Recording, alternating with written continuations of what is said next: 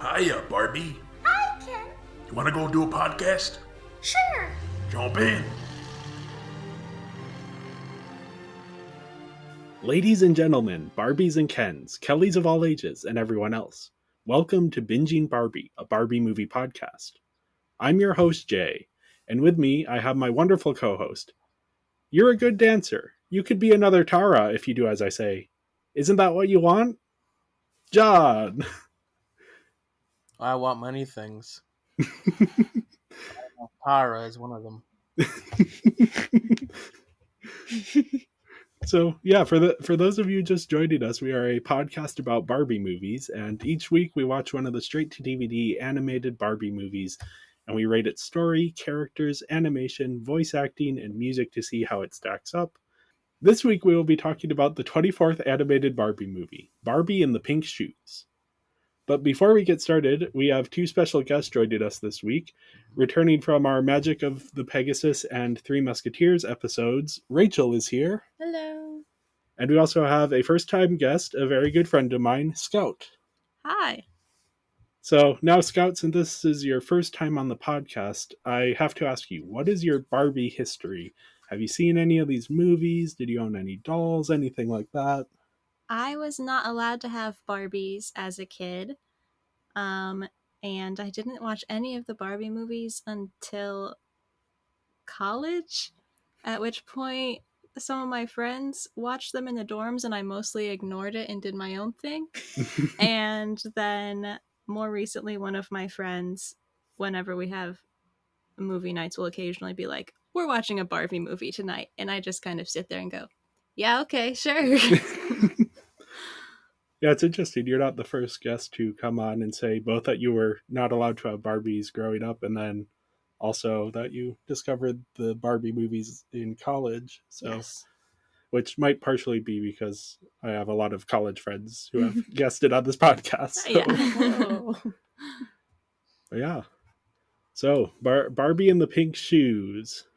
It was released on February 26, 2013, and it is directed by Owen Hurley, who, if you've been listening to our Barbie podcast for a while, you will remember that he was the director of the first three Barbie movies.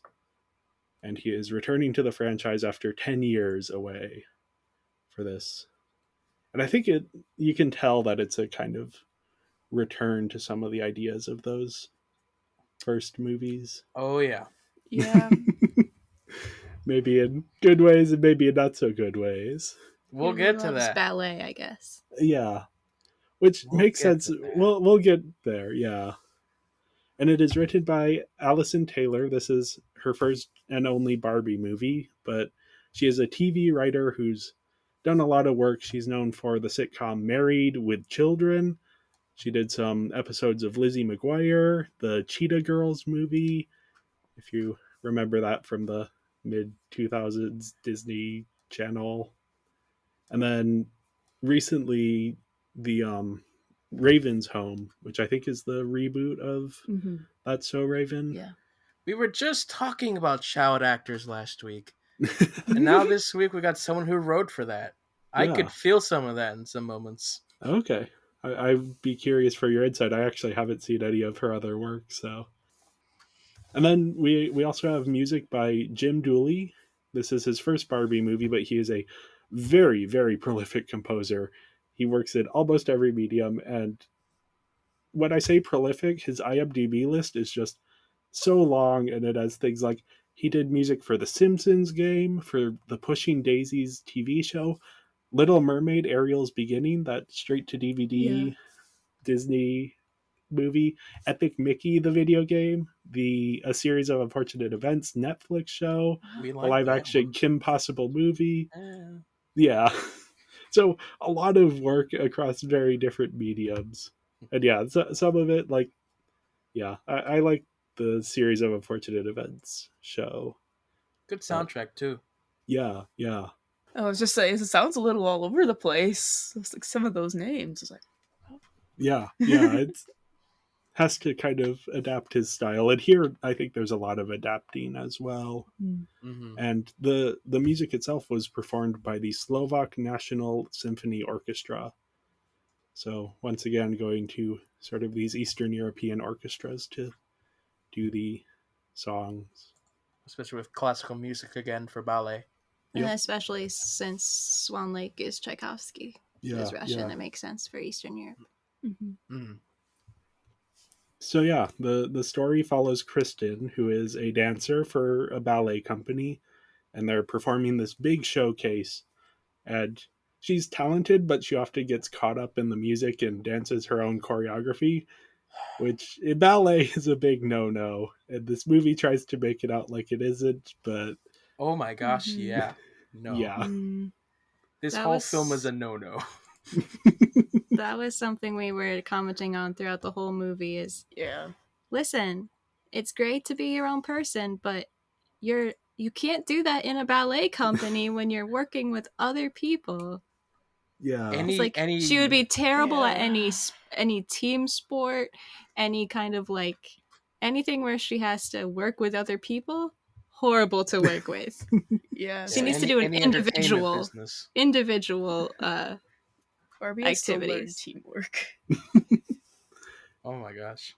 The I mean- rant I was having in my notes towards the end as I realized what the message of the film was about. Yeah. It's like, no, that's wrong. Stop it. Don't Yeah. apologize, woman. Yeah, that part. I forgot. That's how that ends. This girl will never get hired Yeah. And then she does! Spoiler alert. because they think she was because the choreography was planned. That's true. Wait till they get onto the set and be like, oh, well, I guess Yeah. we're not using you again. Well, yeah. Anyway, so she's this ballerina who has her own ideas about things, but during rehearsals, she tears one of her shoes and goes to the costume shop along with her friend / costume designer Haley. And the costume shop is run by Madame Katerina, who gives Kristen a pair of sparkling pink shoes. And she puts them on, and she and Haley are magically transported into a fairy tale world. And initially, they find themselves in the middle of the Giselle ballet, with Kristen in the titular role. And like in the ballet, she is being wooed by these two suitors. One is a wealthy noble, and one is a peasant hunter. And the wealthy noble is already betrothed, and that's a whole big thing that the movie never quite deals with. Yeah. But before the story gets too far, Haley intervenes, pointed out that things will end very tragically if they let the story keep going. So they kind of make their way away from that and make their escape from the story. But just as they're doing that, the Snow Queen shows up. From And Narnia. she begins. Yeah. Yeah. Her design is very, very reminiscent of the Narnia White Witch. I like her two reindeer that drive the sleigh. Yeah, she wants everything in this world to play out exactly as she expects it. So she's kind of detected this deviance from the ordained story. So she sends Albrecht and Hilarion to go looking for Kristen, and Kristen and Haley happen to see this, so they go in a different direction, and they find themselves wrapped up in Swan Lake, with Kristen once again in the main role playing Odette. And that plays out similarly to the fairy tale, which is different from the Swan Lake Barbie movie.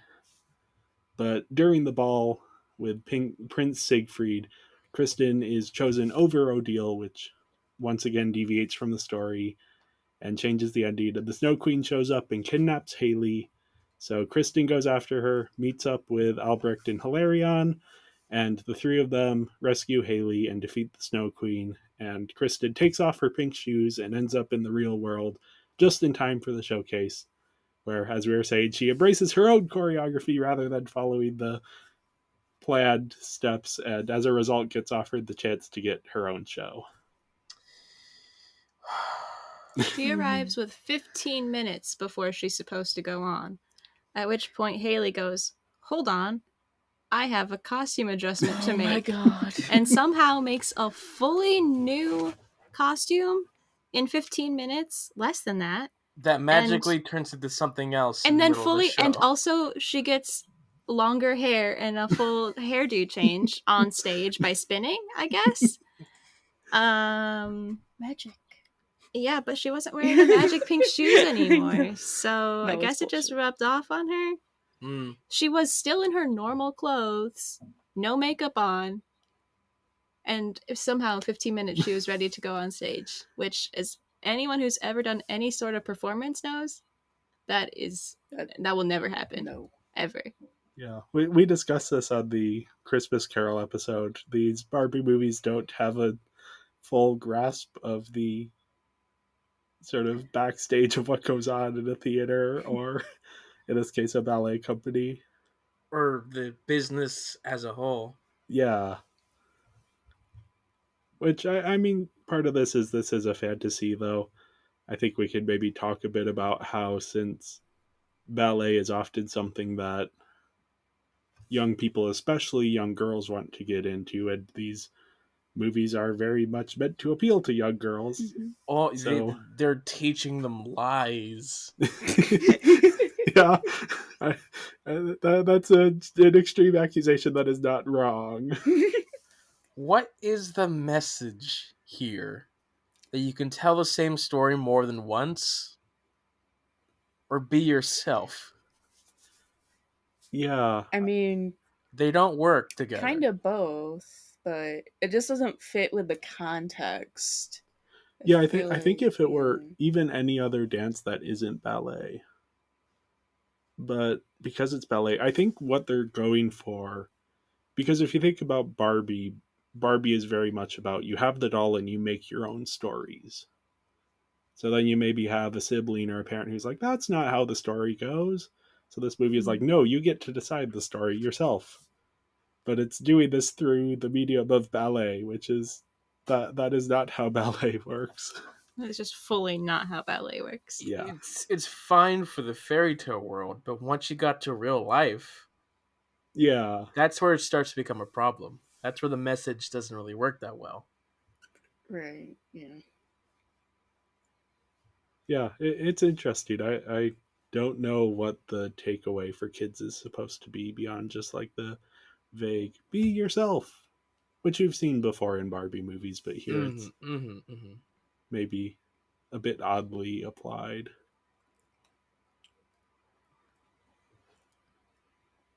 And yeah, I think overall the story is kind of a mixed bag here. Like it has this really interesting concept Mm-hmm.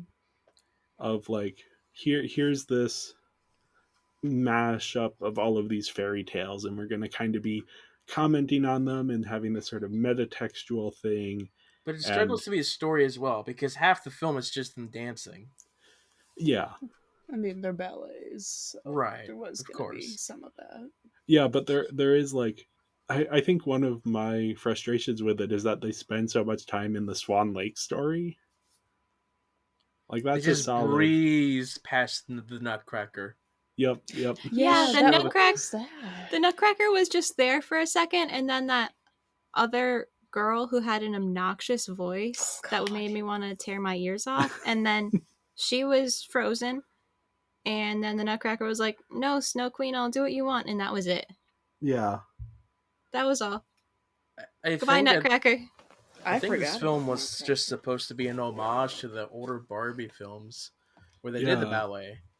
And But they didn't so- even do a good job of that. There's a No, I feel like no. there's a missed opportunity to reuse the old looks.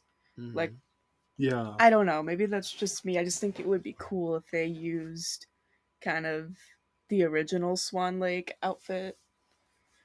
Yeah, and there Since are we're trying to get elements that of it, one. like the tiara she wears in as Odette is kind of similar to the original one, but yeah, there isn't that visual connection. Besides some of the animation, the sort of softer quality of it is, and bringing back Owen Hurley, there's certain animation flares that he has in his work that I think get carried over. But Mhm. yeah, the connections are not as strong, and even having like it start with Giselle, which isn't something that they've adapted, and I don't think they really can adapt because it's a pretty dark story that you can't really sand down. Because halfway through the play, the main character dies and then comes back as a ghost. So Yeah, Oh. that's a rough one for a Barbie movie for Yeah, sure. I Yep. wasn't familiar with that one at all. Yeah, they do like the very little first part of the beginning and then stop it right before any of the. Yeah. And Haley mentions the stuff, yeah. and that's actually something I like, that Haley is always bringing up, like the stories, but they're the darker versions of the stories. They're not the Barbie versions. Mm-hmm. Haley is the real hero of this movie. Oh, yeah. That was my takeaway. Haley is Absolutely. the hero, and I love her. Haley was the voice of reason, Yep. because, I mean, I'm sure we'll get to it with Barbie, but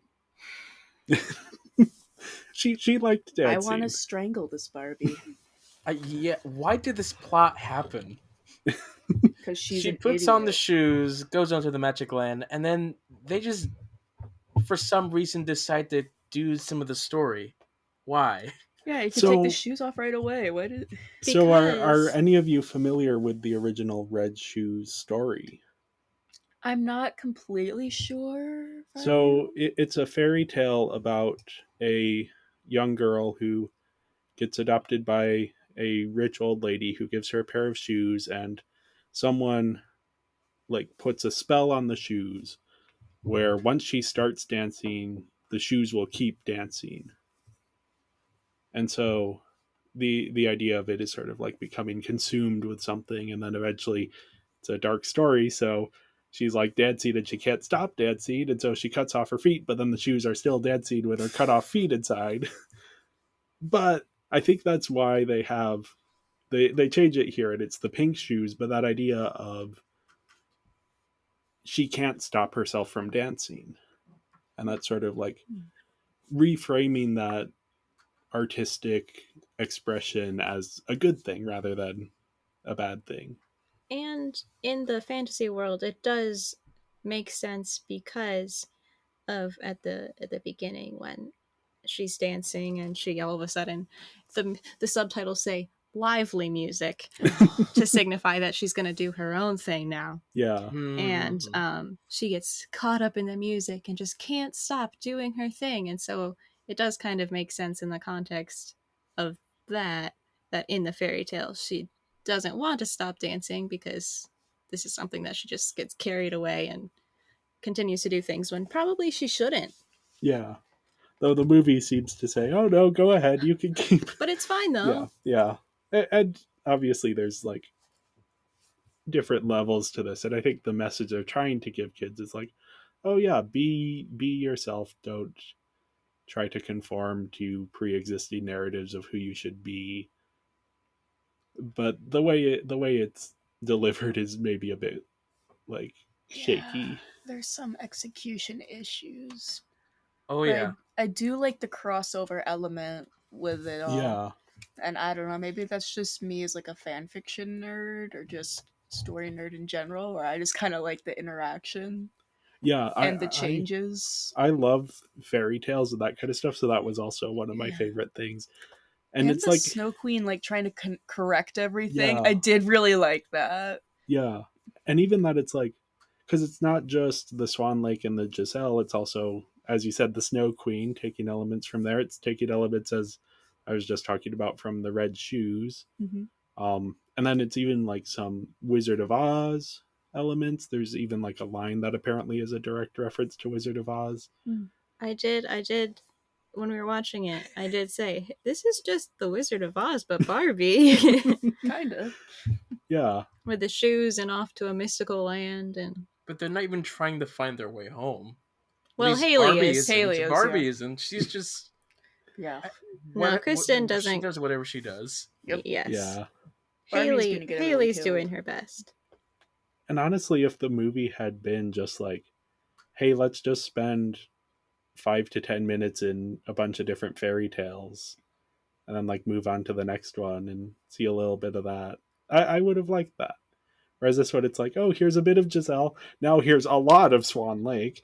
Here's a little bit of Snow Queen. That's just kind of like very standardized. It doesn't have any of the Snow Queen elements. A simple solution is if Kristen had a desire to like, oh, I wonder what other stories are in this land. I want to go check them out. Instead, it's just she just stumbles from one thing to the next. Right. Or if And her goal was to make happy endings for the story. Oh, Like that that's a would good also idea. have been different Yeah. instead of just accidentally changing it because she does her own thing. If she had instead been like, well, these are tragedies, but I'm here now so I can change the story on purpose. That wasn't she just like John said, just kind of stumbled around making a mess. And honestly, the Snow Queen was just trying to put things back in place. Yeah, like she's supposed to be the villain, but she's not really. Like, At all. don't freeze I don't- people. It's not very nice. And don't Well, turn them into puppets. Like, Okay, that's not great. yes, but like that, but like the wanting to try to like set things right, like, is not necessarily antagonistic, especially when she's meant to be the ballet director lady Mhm. Yeah. who is just trying to get everyone to do what they're supposed to do. Yeah, and especially like the ballet director for a company that like the ages range from like 5 to 18. Something like that, probably. Like Yeah. you're dealing with a lot of kids, Yeah. and that is very difficult. So it makes sense that she's like very regimented and we have to stick to the way things are, Mm-hmm. because she is also, I mean, they're having talent scouts come in, and she's not wrong when she says like, if you want the talent scouts to pick you, you have to do the ballet correctly. And then, of course, the movie's like, no, the talent scouts pick her anyway because she's artistic. Because she's blonde. Not too. No, she spends quite a bit of the movie not blonde. I know, I did notice that. But she was also the only one in the ballet company who is blonde. Besides other than Dylan. like some of the little kids. But Yes. And the guy. yes, And- Dylan, and Ken. who looks like Lewis from H2O. Yes. Yes. When the first time I saw him, that is what I immediately thought was like, that's Lewis from that mermaid show. Not the first time we've had H2O connections. The last, a few movies ago, we had an Australian mermaid. Yeah. Oh, yeah. Was that Mermaid Tale or something? Mermaid Tale 2. Oh, the second. Yeah. Mm-hmm. So I'm curious about this. I don't know if this was just a me not being in the right headspace, but it felt like the dialogue was often just like not good. Like there were a lot of awkward So- lines. So that's where the teen sitcom shows come in. Okay. There were a lot of moments where they were comedic or just catchphrases, quips that they'll put in these kid shows just to have a joke for every few lines of script. And they just seemed like very obviously written jokes. Nothing specific. It's like, okay, we need a laugh. Let's do a joke. Aha, he falls for no reason. Oh There yeah. you go. A lot of this felt like a good old sitcom, which they can be, you can enjoy, but there's no laugh track, Yeah. and so it feels really awkward. Yeah, I hadn't even thought of that, but like the lack of laugh track can be a very big hurdle for things. There was something I was watching recently that I was like, you need a laugh track for this. You do? Do you ever need a laugh track? So the laugh track smooths over the jokes that aren't good. Okay. It makes And- it so that your brain goes, oh, that was funny because people are laughing. Even if in reality it wasn't funny, the fact that you hear people laughing indicates that, oh, this was funny. Right. And so if there's not a laugh track, it's like when you tell a joke and it's silent and you're like, oh, this is so awkward now. Even if someone pity laughs, you're like, okay, I feel a little bit better about myself. Yeah. But so when there's something that's like, haha, get it? And there's just no reaction, it's like, okay, so don't say that. Don't put it in there because now we're all just feeling awkward. Yeah, that was exactly the feeling I was getting with a lot of these lines where I'm like, is that supposed to be funny? And a laugh track, like, even if it's just vaguely amusing, it immediately makes it clear, okay, this is a joke. It's meant to be funny. So, like that one, the Tara's dad, Oh yes. just Everything about him. his lines were just the weirdest things. Yeah. Oh Just yeah. completely random. But if you add a laugh track in there, then that kind of like smooths everything over. So yeah, I think you both hit on what was bothering me here. When in doubt, just check and see what the writers also did before. Yeah. Yeah, that tracks Hmm. with the Disney Channel. Mhm. Yeah. Oh yeah. I mean, it's fun for the youngers, the young people. But Yep. The youngins love their laugh tracks. mhm, they do. Yep. Okay. I didn't think anyone liked them. Not Scooby Doo, anymore. the original Scooby Oh, Doo that's show has some good right. laugh tracks because they use it to highlight moments, whether they're funny or not. So there will be like a clue and there will be a laugh track. Just like, Okay. oh, here's the next clue in the puzzle laugh track. Oh. It's hilarious, but not intentionally so. Just kind of like a couple things. One, did no one see the glasses on Goose Haley? Like they went, oh look, some geese. They didn't go, I guess they're swans. They're like, hey, look at those perfectly normal swans with glasses and eyeshadow. What? Huh? Hmm? I was so baffled. Like, did only she know that they were there? Are the two princes like, duh? I mean, yes, but like, and then the other thing, um, one thing that as like a theater person or a former theater person who worked backstage was one of the things I wrote down was, Kristen, don't touch props that aren't yours. Kristen, don't touch props that aren't yours. The amount of times I was backstage saying that over and over to the actors who were just messing around with stuff. Kristen, when she was in the costume shop, just going around touching everything. I was Yeah, like, the Kristen, crown. please stop. Please, please.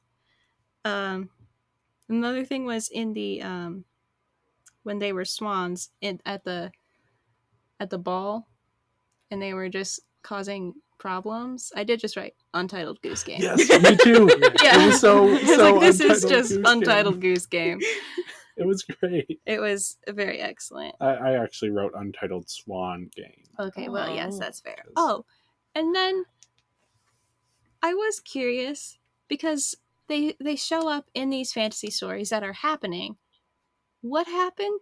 Where are the real Giselle and Odette?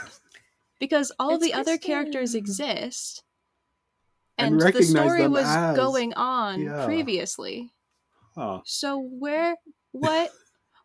what happened to Odette and Giselle, the real ones? And what She's happened after Kristen was gone? Did they reappear? Because like her physical appearance changed to match presumably what the actual Giselle and Odette were in that story. So I just couldn't stop thinking about what like cave were Giselle and Odette locked in?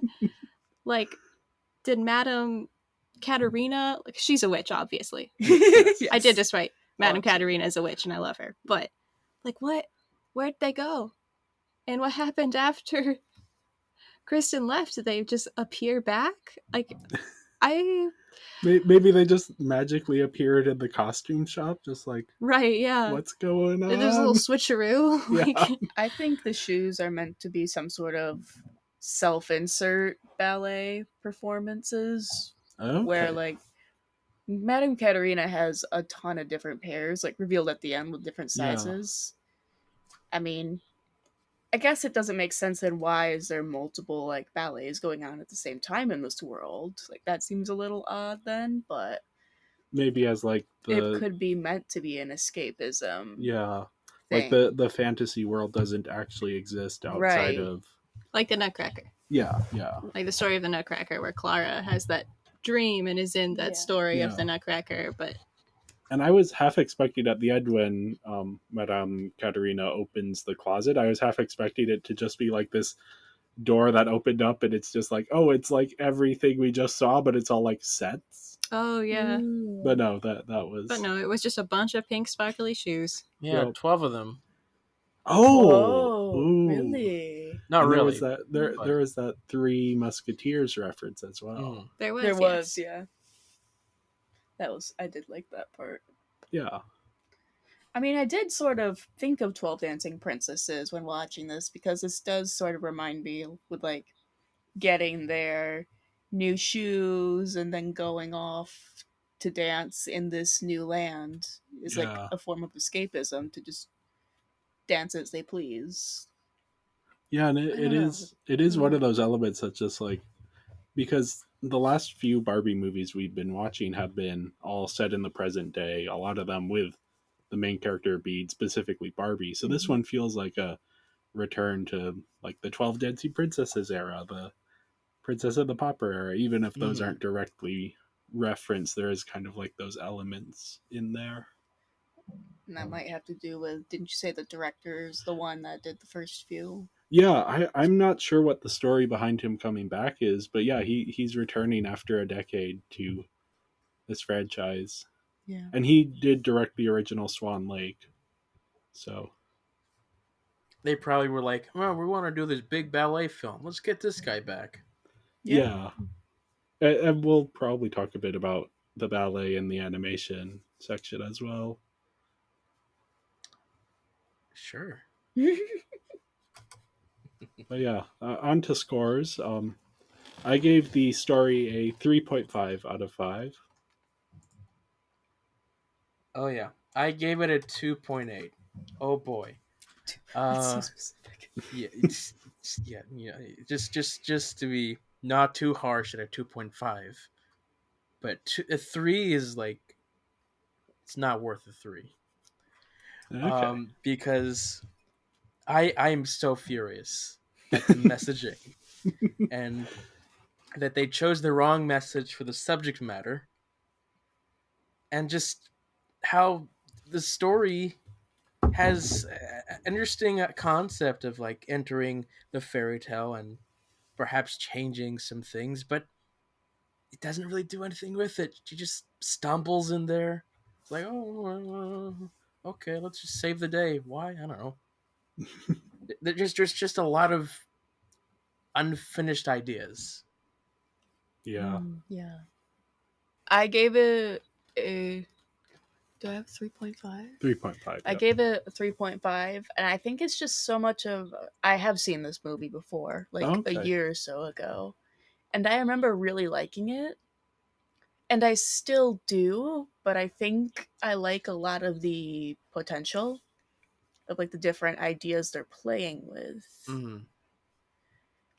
Because I do kind of like in the beginning she comes off as flawed, and where I just get carried away and doing my own thing, and the whole putting on the shoes and being transported to this world could have been a learning experience where her actions have consequences, or like accidentally changing stories. Yeah. So like um sometimes you have to follow instructions, or I don't know, there could have been something there they could have done with all these different elements to make it work. Nope. I was right the whole time. Right, but there's still so many elements I like that I can't score it too low, even though the execution and message overall was not great in context.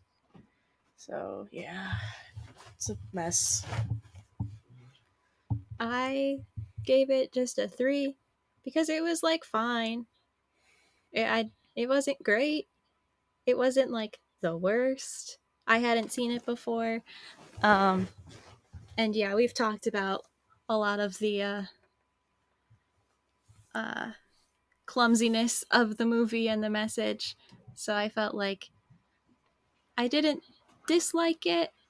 It wasn't completely terrible, but it definitely wasn't any better than just okay. So I went in with a 3. Yeah. It sounds like we're kind of all on a similar page here. So yeah, next up we have the characters, and the first character to talk about is Kristen, the Barbie character. She's a freaking idiot. she's She's doesn't listen to anyone Mm-mm. or have any self-awareness or awareness of anything really.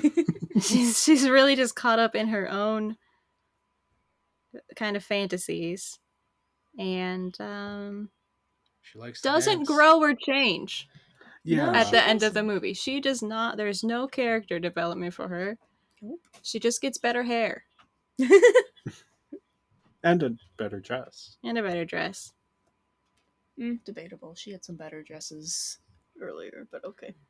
I was liked the upset. Swan Lake one. I was upset by her just sleeves. Her shirt was just sleeves. It was only sleeves. Oh, the Yeah, little jacket? Yeah, but it wasn't a jacket. It was just sleeves that were connected at the back. Yeah. No, there's a name for that. It's Leg warmers for your arms. No. There, This it's is some what it sort was. of style. I don't Bad. think that should. Okay. I think that is a ballet thing because She I saw was- it in Black Swan, which I watched for the Swan Lake episode. Yeah, I mean, I like the way they show her passion and that she gets too wrapped up in it, but again, like everyone has been saying, they don't do anything with that. It's just kind of like a Well, they don't do the right thing with Yeah. that. They make poor choices with it more. yeah. There needs to be more nuance, especially since they're Yeah. doing this with the medium of ballet. If this were like art, like painting, then it would be a little bit more excusable. Yeah. But again, it's connecting back to this original fairy tale of the red shoes. Which, yeah, if they had made that connection more apparent, I might be willing to give this movie a few more points on that. Any thoughts, John? No. Just like Kristen. The thoughts are dance, dance, dance. Pretty much. But I Yeah. got annoyed whenever, like, it happened in Giselle, it happened in Swan Lake, where she would, like, be like, oh, one more dance, and Haley would be like, but this is the part where Giselle dies. And she's like, oh, I just one more dance, I just gotta. And it's just like, you freaking idiot.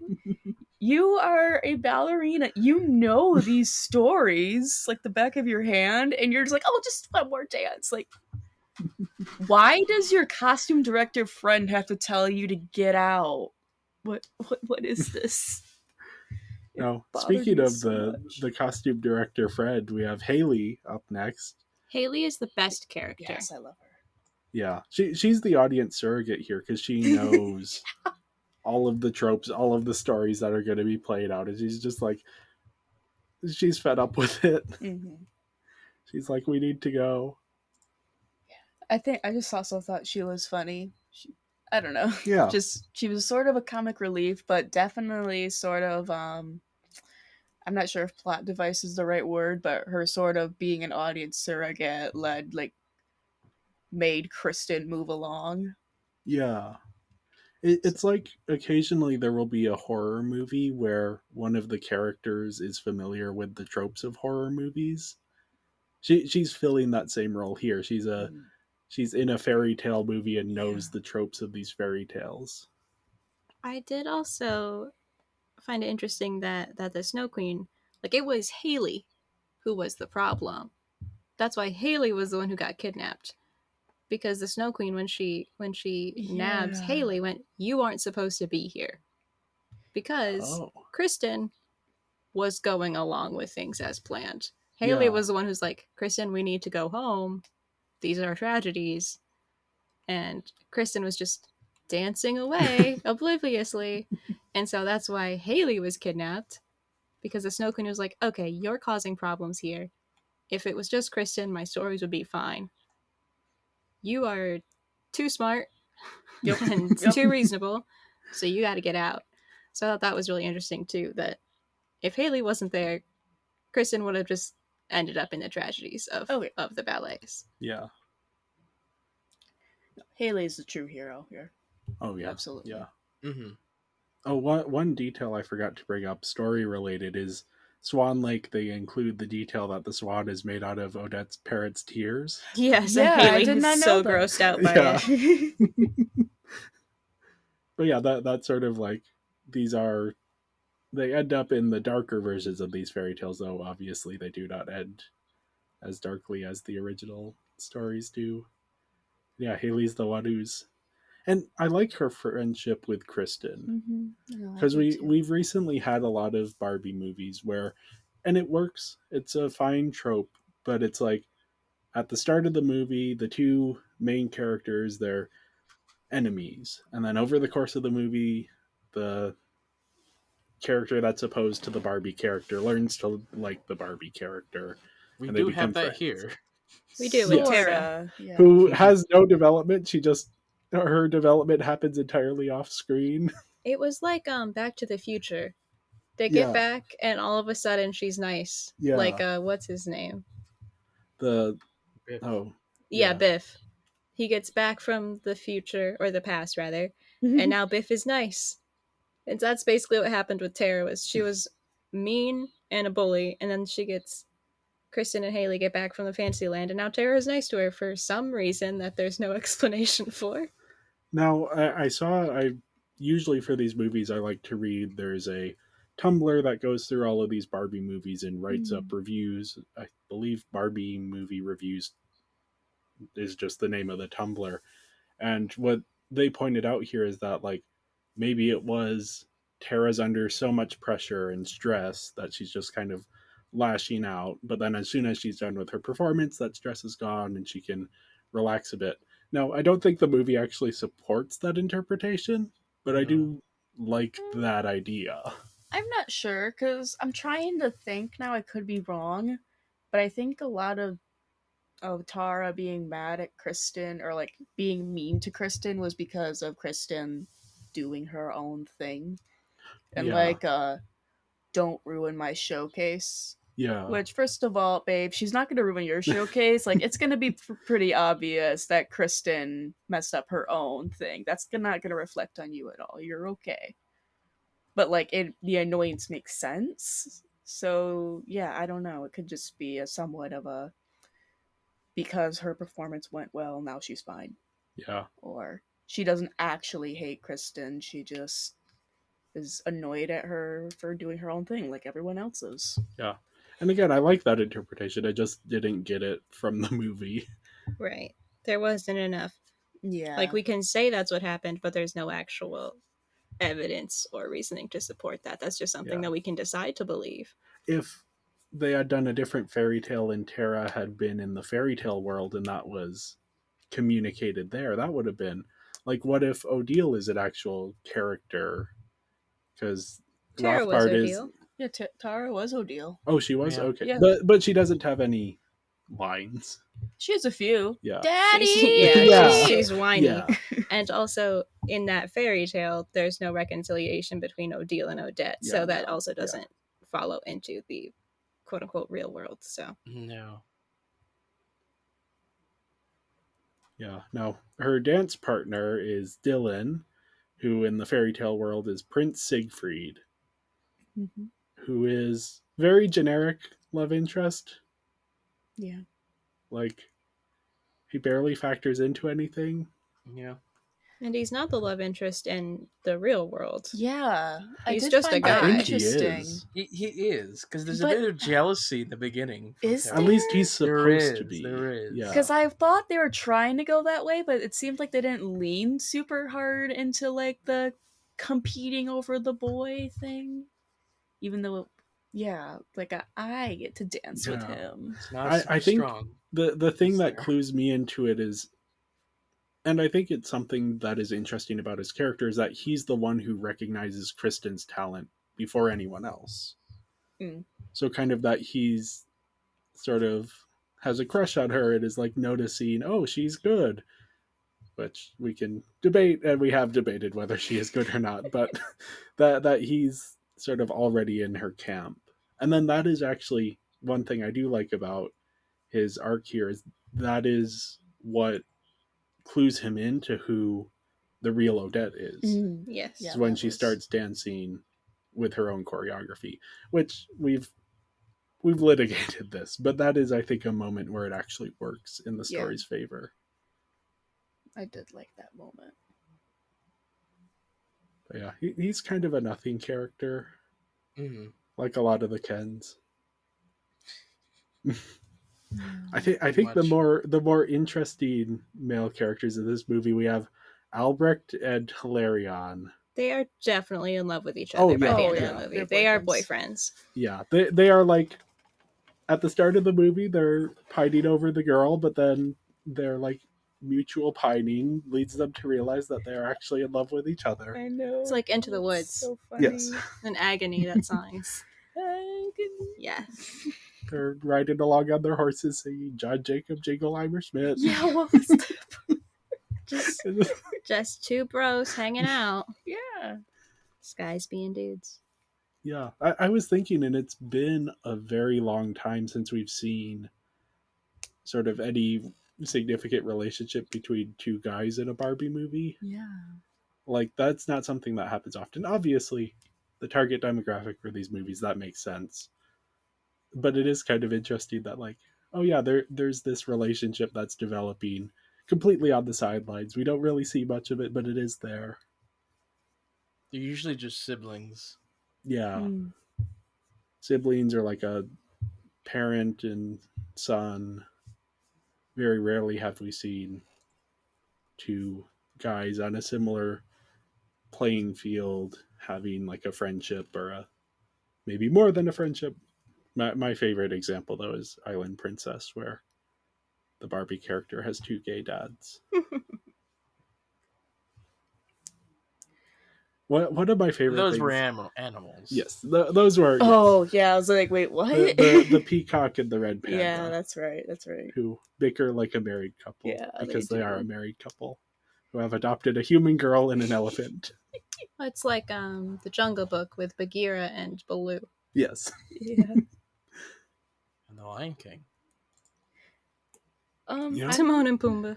Mhm. But they're more like wacky cousins than dads, I feel like. Or uncles. They are Yeah. not Yeah. they are They're not the father gay figures. Anyways, back to the movie at hand.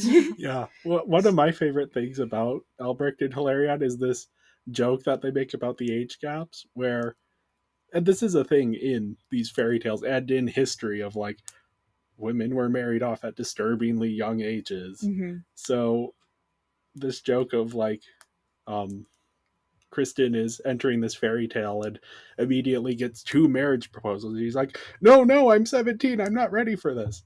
And Albrecht says, oh, don't worry. You don't look a day over 16. I think he even says better late than never. Yes, he Yeah. does. And then throughout the movie, he keeps coming back on, like, and the age gets lower and lower. And, like, he thinks it's a compliment, and Kristen is just like, no, this is so much creepier. I thought that was, because we rarely see these Barbie movies deal with that kind of thing. We'll have 15 happy years. Yes. Well, maybe 13 for you.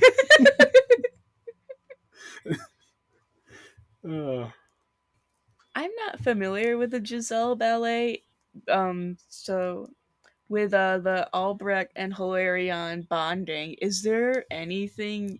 Are you familiar No. with it? Is there anything with them It's like not really. befriending each other? No. Okay. The original is, so, she and Albrecht are like, she chooses Albrecht, but then Hilarion, like, makes her aware of the other relationship that Albrecht is already in, and she gets sad and then either dies of a broken heart or like stabs herself, depending on the interpretation, Classic. and then Mhm. dies, and then comes back as a ghost and haunts Albrecht, Good. and then I think he dies, and then Hilarion is like, I think he lives, and like there's this like group of spirits that are like seeking vengeance, and they're like, hey, Giselle, do you want to join us? And she's like, no thanks, and then she disappears. I saw my revenge. Yeah. I'm gonna peace out now. Now, don't quote me on that. I just read a Wikipedia summary, but I believe Okay. that's the. So yeah, they're very much rivals in the original. Whereas here, it's like no, they just kind of like become friends and maybe more. And they're definitely when they're introduced in the real world, they're definitely a couple. They are Yeah. definitely boyfriends in the with the, both the talent scouts are. Yeah. They're definitely. They're also tiny. That was also just The height difference was weird. wild. Yeah. Like Madame Natasha, the Yeah, I think the Yeah. director was like 6 inches taller than the Albrecht talent scout. they're Yeah. short So kings. tiny. It was so funny. I was so distracted by just how much taller she was than both of them. Now Oh. she is modeled after the White Witch a little bit, and the White Witch is 7 feet tall or 9 feet tall. Her pointy up hair definitely Oh, yeah, accentuates yeah. that. Maybe it's 7 feet without the hair, just 2 feet of I hair. don't know. But yeah, speaking of the Snow Queen / Madame Natasha, Yeah. She's just doing her best. yeah, Which one? Both. I mean, they have the same goals. Like, they are the same character for a reason. Mm-hmm. Which, Yeah. Trying to keep everything in line. mm-hmm. Which Yeah. I'm not completely sure what to do with the real life characters playing a role in the ballets. Like, besides Kristen. I don't know. yeah. I mean Hers- that's a very Wizard of Oz thing. Yes. No. Specifically, the Wizard of Oz movie, not even the book. The dream. Mhm. Usually those happen in dream stories. This is just Yeah. shoes. Yeah, it is a very dreamlike quality thing, and I would think there would be some sort of lesson. But of course, like as we've talked about, there isn't, but there could have been something there, or Well, yeah, there is some a lesson, sort of but Christmas Carol vibe of Yeah. like, "Hello, I am the ghost. I'm going to teach you to be better." Yeah. For some reason, Madame Natasha's the one that has the change at the end. Right. yeah, I was Yeah. gonna say we did talk a little bit about or I did at least about the Snow Queen being like, no, that's fair. Like this Yeah. person just comes in and is messing up the stories, and she's like, okay, I am gonna try and fix this now, which then fits with Madame Natasha being like, okay, this is the choreography. We decided you can't just go do your own thing. And so that the on your fact own. that right, and so then the fact that she's the one who has to come around and be like, I was wrong. It's like, well, no, you weren't. You could be kinder for sure and learn the children's names. Like at the very end, it's Hannah. That's right. But like, so yes, be kinder and more gentle, sure. But you don't have to apologize for saying, hey, you have to do the choreography for this dance because that's how ballet works. Mm-hmm. yeah, yeah. I found her more compelling as Madame Natasha than I did as the Snow Queen. I think that real world aspect of it. Whereas when she's the Snow Queen, she's kind of been caricatured a little bit. I mean, I think that has to do with just it being a fantasy world and ballet. Yeah, Mm-hmm. That Yeah. she's gonna be somewhat dramatized. yeah, yeah, She's just playing her part there, I think. yeah. I think that's fair to say. So yeah, we talked a bit about Tara, so I think we can skip over her. We also have Tara's dad / Rothbart, who is there. And loves his He's there. jerky. Yep, his turkey jerky. And then his pheasant jerky. And he Yes. has really pointy facial hair, both in the real world and as the bad guy in Swan Lake. Keeping in line with the original Barbie of Swan Lake, designed for Rothbart. Very Also pointy. had pointy hair, pointy Mhm. beard specifically. Actually, both. Would have appreciated if they actually made him look like the dude. from the Barbie Swan Lake. Yeah, he has a similar look, I but it's not know, quite there. It's like, why can't we just do like the same looks when you've already made these characters? yeah. See, I disagree with that. And we were talking about that when after we watched it. Is I think if they had just done like in those movies, it's Barbie telling the story of the ballet. And my take on this movie and them not using the same costumes is these are all ballets that this company has or may do.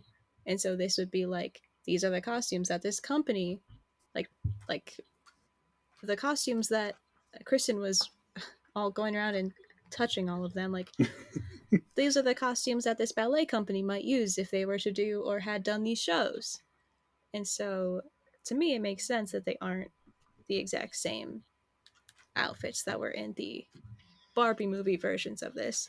But they could have designed those costumes to look like the Barbie versions at the beginning in the ballet company. Sure, Like, they could Yeah. I have. get where you're saying with that, but then like they could have leaned into it and designed it everything to look like the previous movies from the beginning. I just think that separation makes sense because it's about this specific ballet company and this dancer in this company. Yeah, and the stories don't really have the stories here have more similarities to the original fairy tales than they do and the ballets than they do to the Barbie interpretation. So I think there is something there of like they aren't even trying to, even though they're very directly referencing these earlier Barbie movies, I don't think they're trying to be too Emulate much about them. it. And it kind of makes sense. I mean, you think the target audience for these Barbie movies is probably what, 3 to 10, 11, maybe at the most. 20. Yeah. Well, the target audience. Yeah. Not saying that this is the only audience. So this is coming out 10 years after Swan Lake. Yeah. So if someone was 3 when they saw Swan Lake, they are currently 13. They've grown out of this demographic, this target audience. Obviously, probably a lot of people still saw it, and we have all watched it, and we are not of that age. Mm-hmm. But yeah, I do wonder if it's just like, oh, let's not even bother because no one's gonna.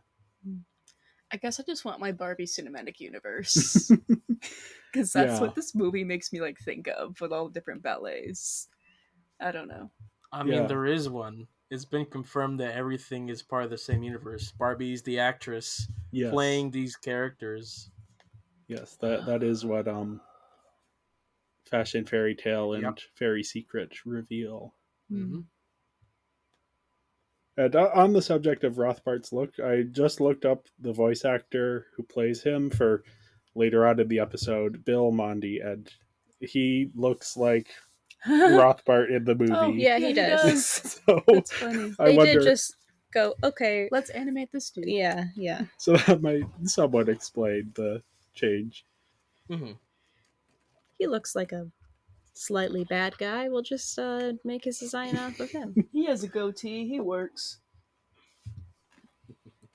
So yeah, the only other major character we have to discuss is Madame Katerina, the costume shop lady, the Costume witch. mistress. Yes. And John, I think you'll like this connection I made. I know. I saw that. She fills the role of the store attendant in Barbie Diaries. Yes, she does. Who gives Barbie a magic diary and then disappears. Mm. And here, Madame Katerina is obviously a part of this dance company.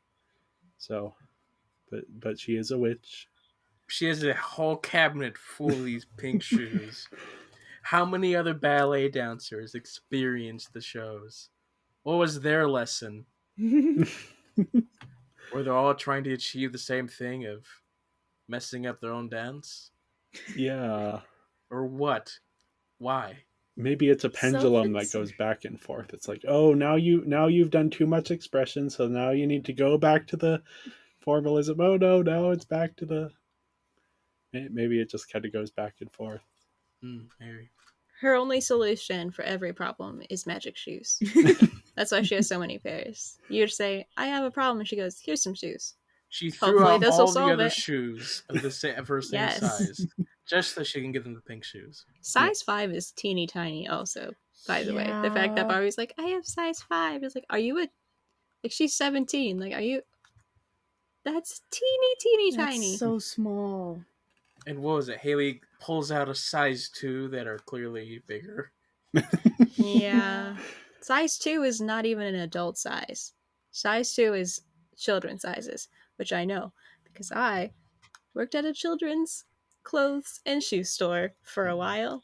Is there even really a size 5 women's? Yes. Is that still children? Oh, No. okay. It is technically women's sizes. Okay. I wasn't sure if Um, it started at like 6 or. No, technically there is a size 5. Okay. It's women's, but it's so tiny. Yeah. Oh no, that's tiny. I don't know how she could possibly hold up her whole self on point with teeny tiny size 5 feet. That's why she does her own choreography. She can't She possibly can't do do that. ballet. Not with those tiny little feet. Yeah.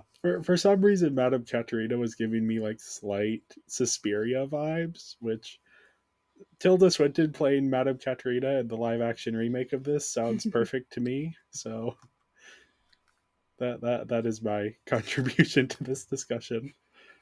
Also, recently rewatched Suspiria, so good movie. Not very Barbie-ish though. That's a very different movie. Yes. The first one has some the original has some fairy tale aspects to it. The remake less so. So I overall I gave the characters a 3.5 out of 5. I think they're fine, and some of them are good, and some of them are less good. Yeah, because of that, I gave it a 3. Yeah, I mean, I gave it a 3.5, but I kind of wavered because the characters are kind of all over the place. Like, there's some I like, and then, there's Kristen. Yeah. But then I love the good gay boys. Hilarious. Yep. Yeah, wow. Hilarion. You can remember it because his name sounds like hilarious, which the movie points out multiple times. Yeah, let's do the same joke multiple times. That's so hilarious. It's Hilarion. No, I know, you're right. High five. Thank you. I gave it a 4, but I think that's mostly just because I love Haley so much Yep. that she clouded my judgment. Yep. She's just the best, and I love her. So Yeah. it's a 4 for Haley, and then everyone else is like, okay. Yep.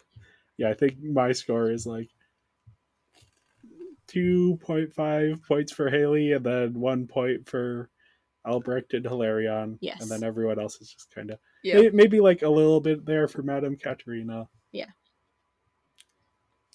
My sister is also a costumer and has worked in like doing costumes for 8 years now. So I also, when I was watching this, I was like, this is just also my sister. It's like, listen, this actor, or in this case, this ballerina, is doing her own thing, and I'm the one who has to rein everything in, do all the work. So I was like, oh, that is what my sister has to deal with.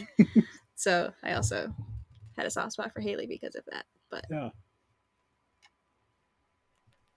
So yeah, next up we have the animation, Mm-hmm. which I think it's a mixed bag, but I'm leaning Oh, yeah. somewhat positive. I Mostly positive. did not like it at all. I mean, they've had worse. Yeah. The caveat I always like to give when we have guests on is that John and I have been watching these movies sequentially, so we've seen how bad it gets for Barbie. So we're sometimes a little bit more generous with the animation than our guests are. And especially we've had great improvements in the last few, Oh, so yeah, we're yeah. being more generous because of that. Maybe. And also this is the first.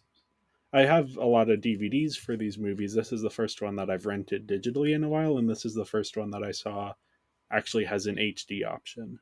I don't think it's the first one that is in HD, but it's the first one that I actually saw that it was. Mm-hmm.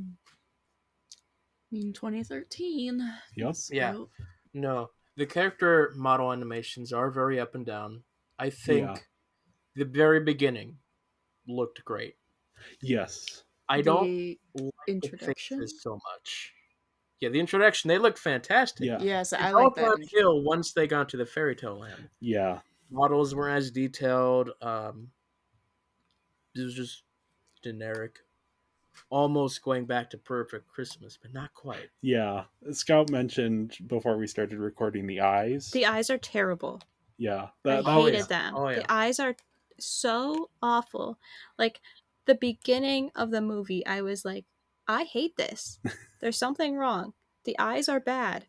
I was so put off by like minute one just by the weirdness. Like they were really big and not quite right, yeah. and it was just very upsetting to me. For me it was the mouths where like a lot of the Yes. characters, their mouths were just like a little too wide, where they Yeah. almost looked like the Joker. Mhm. Which is Yeah.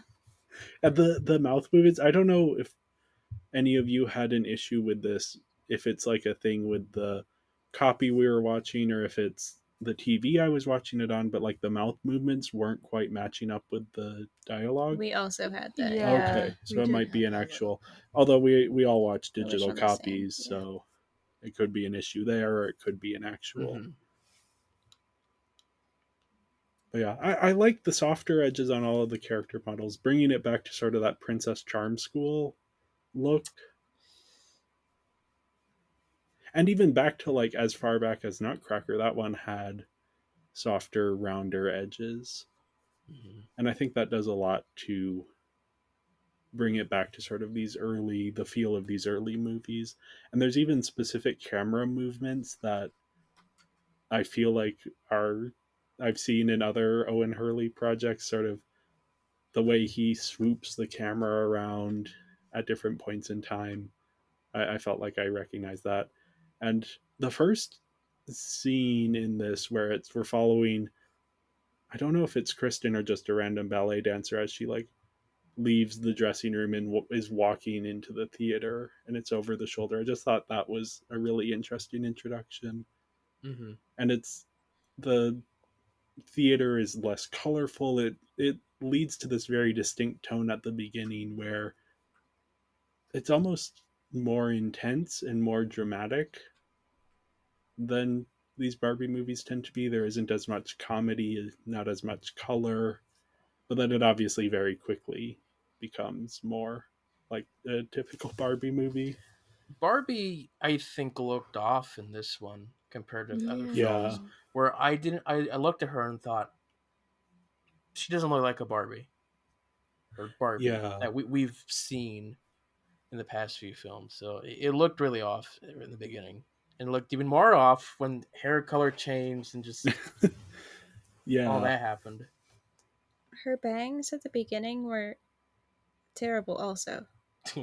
They were like slightly off of her face and came to a weird point that went like the hair in Barbie has been so much better in other movies, and this there was just something very upsetting about the animation. Specifically like just the kind of character models I was Yeah. perturbed by. I did, the hairstyles were iffy, but I did Oh, the actually hairstyles were like the also hair terrible. itself, like No. the texture of it. I think I Oh, could the see that textures. they were Yes. animating strands rather than the whole thing, which looked nice for the most Mm-hmm. part. But Especially in that beginning. yeah. And I believe this is a slightly different animation style than we've been seeing before. It is. It is. But yeah, as everyone's been saying, a lot of the character models here just look bad. I think the worst one for me was Hilarion, Mm. who his face just looks all wrong. Like Yeah. I don't know. There was something about the proportions of everything that felt off to They me. also felt just all very generic. Yeah. With exception of maybe Rothbert and the Snow Queen and maybe Haley. Yeah. Everyone else kind of looked basically the same. NPCs in the background of a video game. Yeah. well, definitely, like all the background dancers were basically just cut and paste. Yeah. I didn't notice any models from previous films, though I wasn't looking that closely. I don't think there was. I just mean more like they all. Well, yeah. Copy and pasted from another movie is they'll often do that. We had That makes Portia sense. made her return in the last movie. Mm-hmm. Our favorite character from Princess Charm School. So many fairies have been copy and pasted. Yep. We don't even notice it, but they have been. Yeah. Yeah, it is. I mean, there are so many things I like, and like a lot of the backgrounds look really nice. Mm-hmm.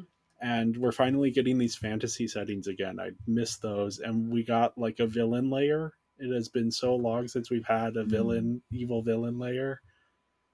But yeah, the a mixed bag overall, I would say. Yeah, I liked the I mean, I guess maybe we sort of talked about it, but like the opening credits with the Yeah. dancers. I don't know. I just thought that was it was very good, and then it didn't measure up to that at all, really. Yeah. I think the dancing for the most part is good, and we should probably talk a bit about that. This is Oh yeah. they're bringing back the motion capture ballet, Okay, and we do actually have a few. We have names for the dancers. I won't read them all out, but Kristen is played by Janelle Menzi. Then we also have quite a few of the characters. The Tara, Odile, Haley are played by Erin Rivera Brenard, and Dylan is played by Evan Swenson. So we do have I like when these movies integrate these actual dances. I think here it's maybe a little less compelling than it has been before. Because it's the entire film. Yeah. But yeah, the dances themselves I think are well. It harkens back to Nutcracker, where I Yeah. had a problem with Nutcracker being mostly dances at points. Yeah. There Without are scenes that have no dialogue here. without a reason. They just start dancing. Here it's because they're in a ballet world, I can get past it, but still it's a lot of dancing. Yeah, it's a definitely a hurdle if you aren't feeling the ballet Or the story. or the story. Yeah, and there isn't anything like my favorite scene in Swan Lake where it's cutting between Odette and Odile and like changing the prince's perception versus what's really happening. That scene I liked, and it's very creative, and it's something even if you aren't enjoying the dancing, you can appreciate what's going on in that scene. Whereas here, the dance scenes are kind of dance scenes, and they dance, and that is how it goes. Did either of you have thoughts on the dancing? I don't know. It looked nice. I didn't have any particular thoughts about it. It was fine. Yeah, I think every time that Kristen started doing her own choreography, I think you could tell Yes. because it didn't look quite as nice as Yes. when it was the planned choreography. Well, and the music changed. And the but music Oh yes. yeah, changed. we'll get Yep. to that. Yeah. Yeah, Oh.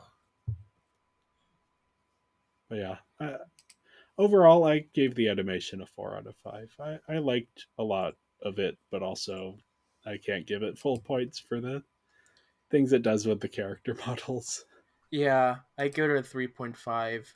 It was so promising in the beginning because even though I had a problem with the faces, the character models were really well detailed. And then just got boring towards the end.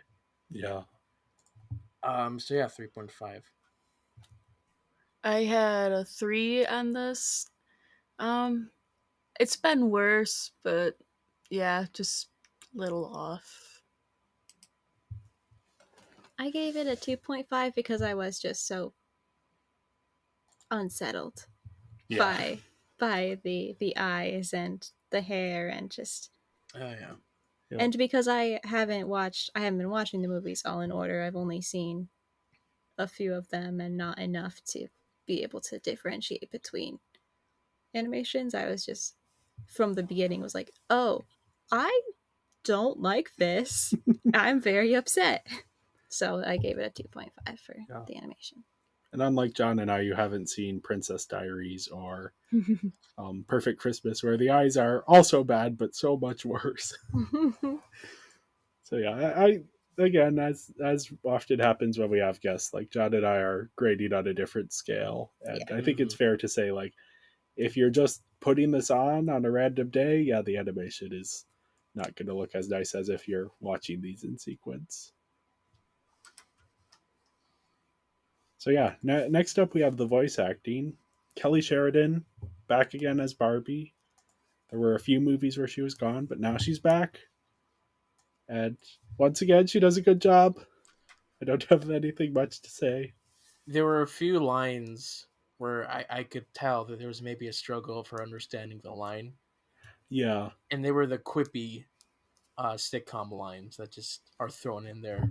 yeah. I think every voice actor, except for maybe one or two, struggled to deliver the dialogue because, and I put that on the writing, not on the acting here. Yeah, we have Katie Crown plays Haley, who MVP. yeah, let me see. I think I have something on her. So yeah, this is her first of two Barbie movies, and she's a voice actor known for small roles on Bob's Burgers. She's in Amphibia and Total Drama. Oh. So Oh. few credits here, Oh. and I thought she did a very good job as Haley. I agree. Yeah, no, I thought she did good. I'm very interested though who she was on Bob's Burgers or Total Drama. Yeah, Might have to look she was into her. only in a handful of episodes of Bob's Burgers, so I don't remember who she was playing, but yeah. And then we also have Brett Deer plays Dylan slash Prince Siegfried, and his vocal performance didn't really stand out to me, but I did want to bring him up because he had small roles in two of my favorite movies from last year, After Yang and Fresh. So those are live action movies. So we also have Tabitha Saint Germain, who is playing Madame Natasha, the Snow Queen, the Sugar Plum Fairy, the Swan Dancer, and the stage manager. So lots of roles here. Mm-hmm. And I never clocked that she was, obviously I knew she was playing Madame Natasha and the Snow Queen, but I didn't recognize her in every other one of those roles. Oh, you didn't? She's very recognizable. Yeah, you're better at this than I am, John. I'm curious, has she played villains before? Because usually she isn't the villain here in these Barbie movies. She has, I think, one. Okay. I don't remember which one. But no, she's a personality. Yeah. We also have, I brought up Bill Mondi, who plays Rothbart and Tara's dad. And I have his IMDb. I didn't initially research him because I didn't think there was anything to talk about, but this is his only Barbie movie, so didn't return to the series. But looks like he's worked on sort of similar properties. He had a small role on Smallville, Psych, sort of a live action and voice actor. Then I did want to highlight Albrecht is played by Trevor Duvall. Mm-hmm. This is his only Barbie movie, but he is an extremely prolific voice actor. Like Mm-hmm. he's in everything. Like a small portion of his credits, he was in My Little Pony, the Bionicle movies, Ghost in the Shell standalone complex, Death Note, Veggie Who Tales. is he in VeggieTales? I think he's just like additional voices. Okay. Final Fantasy 15, the DC animated universe, a ton of other things. He's the go-to voice for Emperor Palpatine in like the Lego Star Wars shorts that show up on Disney Plus like 5 times a year that no one watches. He is in so many things. And I will actually look up while we're talking about of who he played in VeggieTales. So John, are you familiar with him? I've seen some of his stuff. He kind of does like the side characters Yeah, who are like special guests, kind of. Nothing, nothing long term that I've noticed.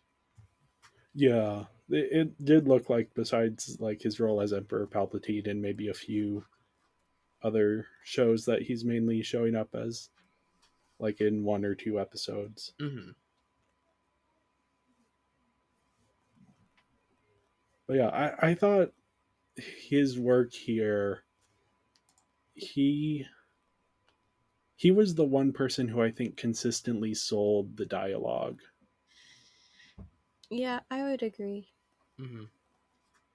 And I think part of that might just be his experience with just so many things that he's able to kind of shine through despite the somewhat iffy writing. Mm-hmm. And he's doing a voice.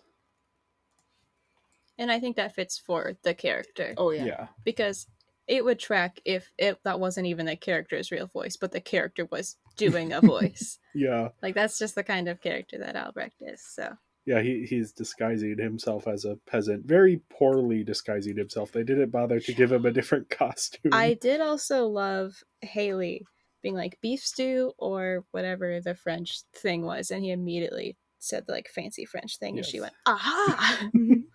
That did make me laugh. Foie gras. Yeah. I don't know if that's how you pronounce it, but I don't know. okay, yeah. So his roles in VeggieTales, he played Espresso in Pistachio. Uh-huh, He okay. played the old zucchini in a different one, so he's not like a recurring Okay. character, at least that I can see. But yeah, kind of a And then like the newer VeggieTales. yeah, Mm-hmm. not the newest No. VeggieTales, but maybe some of the ones we haven't seen. The Yeah. Netflix era VeggieTales. Oh, Oh. No, this is pre-Netflix. Pistachio is the VeggieTales version of Pinocchio. Yes. that one was like late 2000s. Yeah. So that's before the post Netflix. Jonas, pre Netflix. Okay, yeah. So Yes. this is 2010 is Pistachio. Yeah. Okay. Yeah. And then yeah, the last the last voice actor I have here is Kyle Rideout, who plays Mhm. Hilarion. This is his only Barbie movie, and Yeah. he is also known for My Little Pony. And then he was in the Warcraft live action movie and had a small role in Deadpool. But he mainly seems to do voice work. And unfortunately, I think he has a very unique voice and energy, He and it does. doesn't quite work for what this movie is doing. It's odd. Yeah. Yeah. No. It's definitely out of place. I was also put off by his voice. Like, I was like, do I know this voice? Like, there's something weird that doesn't fit with like Yeah. the rest of the movie about his Even voice. in Ponies, his voice stands out. I was like, that's different. Okay. Yeah, I don't want to be too harsh on him because I think the right project he would have a good energy for, but it maybe doesn't fit this more colorful fairy tale. He's just a guy with a certain energy. Yeah. And I think he would, like, I can see why they cast him in this role, because you would think that energy would work for this character. But yeah, it just didn't quite work for me. Hmm. I gave the voice acting a 4 out of 5. So did I. Yeah, I also gave it a 4. I didn't really notice anything. I'm always bad at judging that for the most part. Yeah, I gave it a 3 just because it was okay. Nothing was like stood out to me as like really great. There were a couple of places where I was like, this is weird and kind of takes me out of it. But it wasn't bad enough that I would give it anything lower than a 3, but it also wasn't anything better than a 3 for me. Yeah, I think the element that this is missing from some of those earlier Barbie movies is a big name actor Tim as Curry. the voice. Yeah, because we started with Tim Curry, Angelica Houston, and I forgot who plays Rothbart, but you have these sort of big personalities playing the villains. Where here, Tabitha St. Germain, she's incredible, but there's something there that like you need a Tim Curry or an Angelica Houston to Mm-hmm. bring that villain role to life. Or Martin Short. Or Martin Short, yeah. And I think even more so for the role of Rothbart / Tara's dad. Like I think that's Kelsey Grammer. Get Kelsey Grammer back to play that character. So yeah, but last up we have music, Mm-hmm. which obviously they're using a lot of classical score. Mm-hmm. Which sound really nice. Yep. Yes. It's lovely. And There's a then- reason these have stuck around for a while, and that is because they are good. And then every time Christine does her own thing, the music, Yeah. Gets terrible. yeah, Yeah. especially the final one when the modern song Oh, comes yeah. in. Horrible. Hated that. When there was an actual singer, I literally wrote in my notes, I said, song at the end was weirdly out of place Yeah. because none of the other songs had any lyrics other than like, I don't know if the like opening did, but it was just like, This is a ballet, not an opera. right. And it also wasn't even like, it was like a pop song. Yeah, that's not. And I just, every time, like, we watched it with the subtitles on, and every time Kristen did her own thing, it changed to lively music from the subtitles. And every time it did, I was sad because the music got worse. Like, it went from, like, you know, beautiful classical ballet to, look, she's doing her own thing, wee! And it just was, I didn't like it. Yeah. I didn't like it either. But I do like the idea of the music changing with Yeah. Kristen. Like there could be something there, but I did not like the pop. Yeah. The No. random pop there. It's like, It nope. needs to be slightly better integrated. Yeah. Especially with like in the ballets where like lots of characters have their own motifs or themes. So it's like Kristen could have her own little theme for whenever she breaks out, that Yeah. but still like a classical style. So that it's not so jarring and awful. Yeah. Like an electric guitar. Yeah. I gave the music a 3.5 out of 5. I'm giving it points for the use of classical music, but I don't Yep. want to give it too many points because the original compositions just don't quite stack up. See, the classical music brings it up for me to a 4.5, but the reason why it's not a 5 is because of the original composition. Yeah. Yeah, I mean, I gave it a 2.5, and I think it's just the classical music is great. Like I love that, but that's also not. It's cheating. Yes, that. Thank you. I was like, I'm trying to think how to do that. The any like original music or other music was bad. Like they just kind of relied on classical music that has been very popular for centuries. Yeah. That's like it, like almost using it as a crutch. And it's great. And I mean, it's a ballet movie. But when any other music you decide to add is sucks, especially in execution, no, I can't. The 2.5 is for the classical music.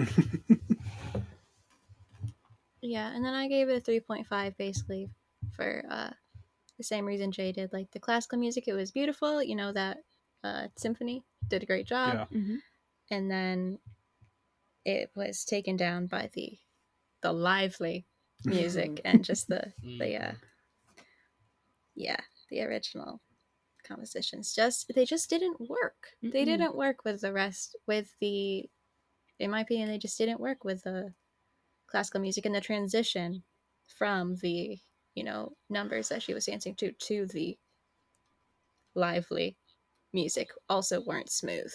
Yeah. So I think that also could have been done better, and it just wasn't. So one thing I did mention subtitles, and in the music section, I love watching things with subtitles, especially with sound effects. I liked when it was described as intense ballet music, which is funny. And then also anytime there was music from Swan Lake, the subtitles did say Swan Lack.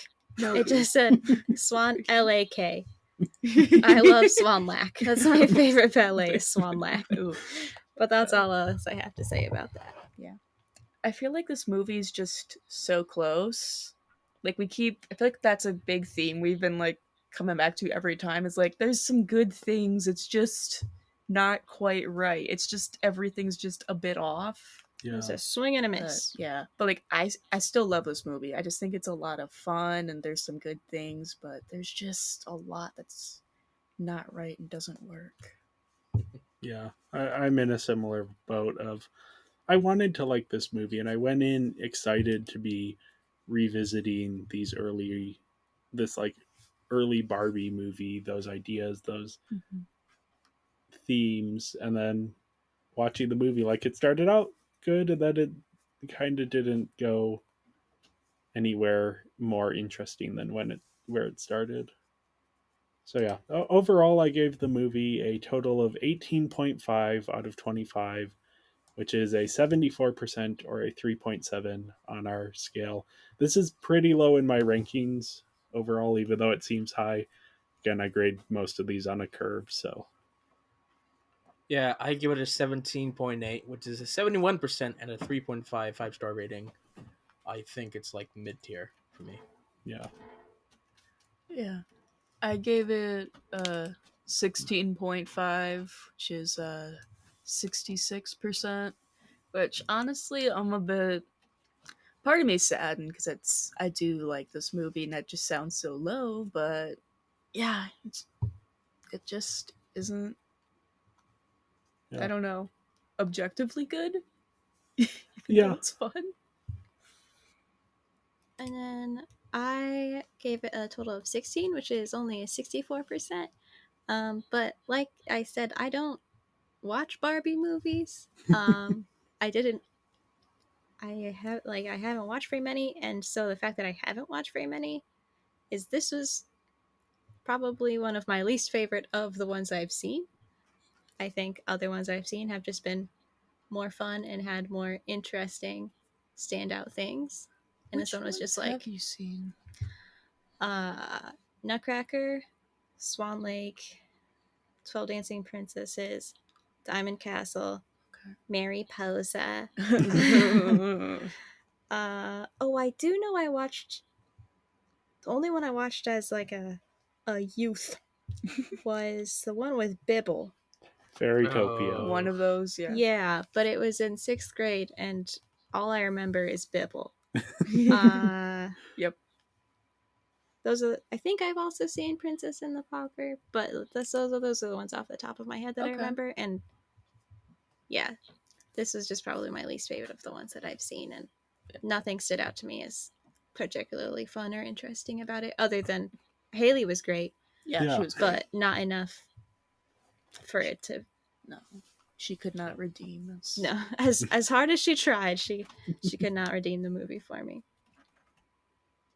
Well, yeah. Thank you for joining us for this episode. Thank It's you great for having you me. on. Oh, of course. And yeah. Make sure to follow us on social media. We are Binging Barbie Podcast on Instagram, at Binging Barbie on Twitter, and Binging Barbie, a Barbie movie podcast on Letterboxd. And there you can find an up-to-date list of all of our Barbie movie rankings. If you're curious where this one falls overall or in John or I's list, you can check where that lands. And yeah, thank you everyone for listening, and we will be back next week to talk about a sequel to one of our favorites, and a movie that may or may not contain Bibble. I actually don't know for this one, so maybe slightly dreading that element, but this is Barbie, Mariposa, and the Fairy Princess. Mariposa. Yeah. Mariposa. Yeah. Yeah. I like the first one a lot, so I'm curious to see if this one will live up to it, and I'm a bit concerned Please. that it won't. But yeah, thank you. Bye. Bye. Bye.